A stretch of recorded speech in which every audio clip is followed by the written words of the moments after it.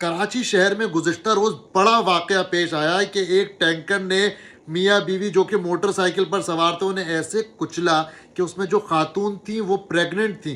जो उनको ऐसे कुचला गया कि उनके पेट में जो बच्चा था वो भी बाहर आ गया और वो भी बेचारा जो है वो इस दुनिया के अंदर आँख नहीं खोल पाया। क्या उन मियाँ बीवी के अरमान होंगे कि ईद सर पर है, रमज़ान का महीना चल रहा है, क्या उन्होंने अपने ख्वाब सजाए होंगे कि उनका बच्चा जो है वो दुनिया में आने वाला है। वो दोनों मियाँ बीवी जो है वो चेकअप के लिए अस्पताल जा रहे थे जब ये वाक़या पेश आया। अब मसला क्या है कि ये कोई एक वाक़या नहीं है।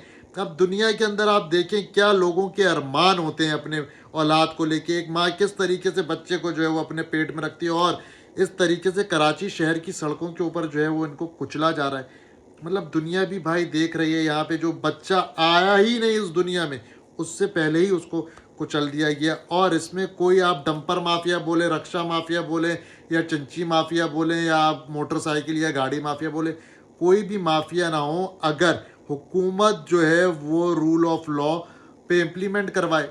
मगर ऐसा कुछ है ही नहीं। सिंध हुकूमत संजीदा ले ही नहीं रही। वो कहते मर रहे हैं मरने दो, तजावज़ात हैं होने दो, सड़क पे ठेला खड़ा है खड़ा रहने दो।